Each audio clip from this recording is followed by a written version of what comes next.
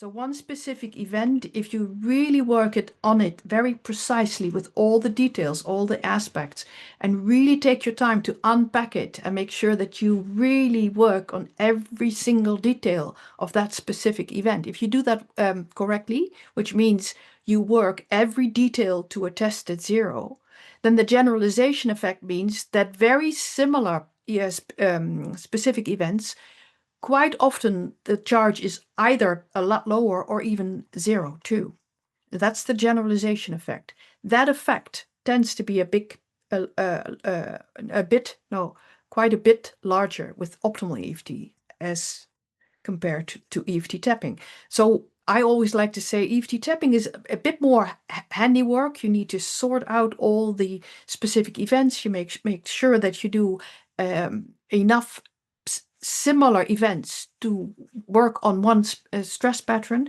With optimal EFT, quite often there's more effect on the specific events that you're not directly working on. However, group, the only way to find out whether you have resolved a stress pattern is by testing whether you are still triggered. What am I talking about?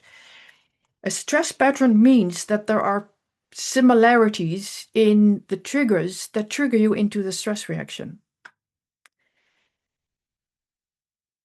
Even if there's a generalization effect, the only certain way that you can establish whether you have addressed something enough with enough specific events is by testing one specific event.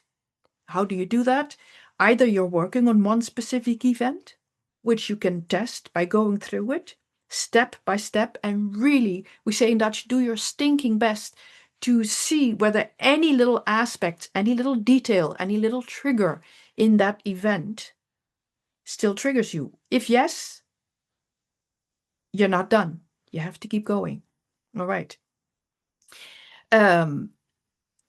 If you just, you come to the conclusion that you're a lot calmer and you're less upset in a situation, you still need to choose one specific event, one specific moment to test whether you're done with the situation.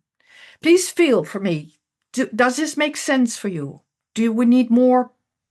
Do I need to say more on that? All good? So we have two official forms and there's two ways of working. And I also, in terms of laying out a foundation, I just want to make sure that we are on the same page here. There's two ways of working with EFT, be that with tapping or with the meditative form, and that is symptom-focused EFT or working specifically. Now, you have all heard Gary say, and Sherry and me, obviously, you need to work specifically. You need to identify the specific events that underlie your problem.